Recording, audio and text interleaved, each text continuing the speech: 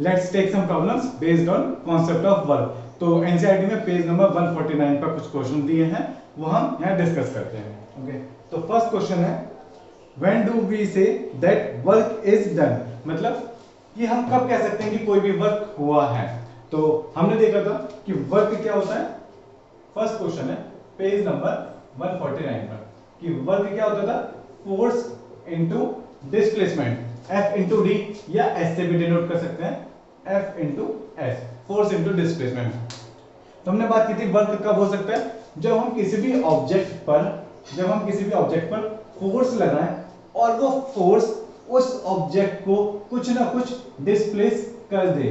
ठीक है, इस पॉइंट से इस पॉइंट तक आया, मतलब कुछ भी डिस्प्लेसमेंट हो तो हम तब कह सकते हैं कि उस फोर्स ने उस ऑब्जेक्ट पर कुछ ना कुछ वर्क किया है। ठीक है, जैसे यहाँ पर हमने F फोर्स लगाया, S डिस्प्लेसमेंट हुआ, तो हम कहेंगे कि यहाँ जो वर्क हुआ है वो कितना हुआ है, फोर्स इनटू डिस्प्लेसमेंट। ओके, तो वर्क कब होगा, पहली कंडीशन फोर्स लगा हो, दूसरी कंडीशन कुछ ना कुछ उसमें डिस्प्लेसमेंट हो रहा हो, तो हम कह सकते हैं कि उस कंडीशन में या उस केस में कुछ ना कुछ वर्क जरूर हुआ है।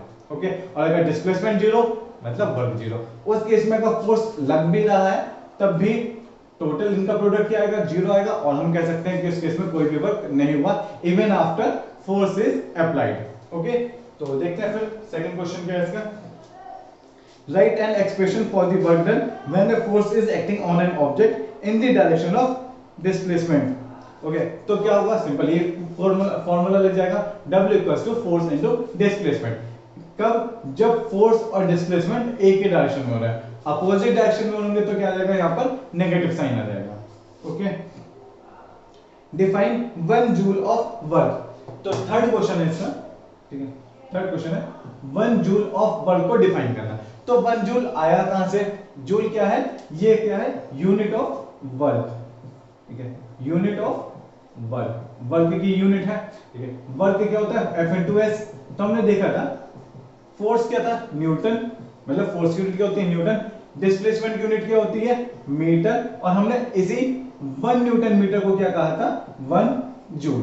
तो 1 जूल क्या हुआ, 1 जूल मतलब वर्क कब हुआ, तो जब 1 न्यूटन का फोर्स लगा किसी भी ऑब्जेक्ट पर और उसने 1 मीटर का डिस्प्लेसमेंट किया। ठीक है, इसे सही से लिख लेते हैं, 1 जूल इक्वल्स टू क्या है, 1 न्यूटन इंटू 1 मीटर। ठीक है, यही तो है, W की जगह 1 जूल, फोर्स की जगह हमने लिख दिया 1 न्यूटन और डिस्प्लेसमेंट की जगह लिख दिया 1 मीटर। ठीक है, यहां चाहो तो डॉट लगा दो, तो 1 न्यूटन इंटू 1 मीटर। इसका क्या मतलब है, जब भी हम 1 न्यूटन का फोर्स लगाकर किसी ऑब्जेक्ट को 1 मीटर डिस्प्लेस करते हैं तब हम कह सकते हैं कि उस ऑब्जेक्ट पर या उस बॉडी पर 1 जूल वर्क हुआ है।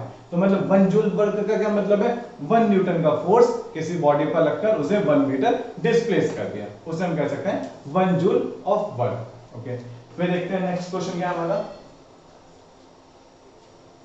नेक्स्ट है a pair of bullocks exert a force of 140 newton on a plug, the field being plugged is 15 meter long, how much work is done in plugging the length of the field। देखो हमें force दिया है, force कितना दिया है हमें, fourth question है, force हमें गिवन है 140 न्यूटन।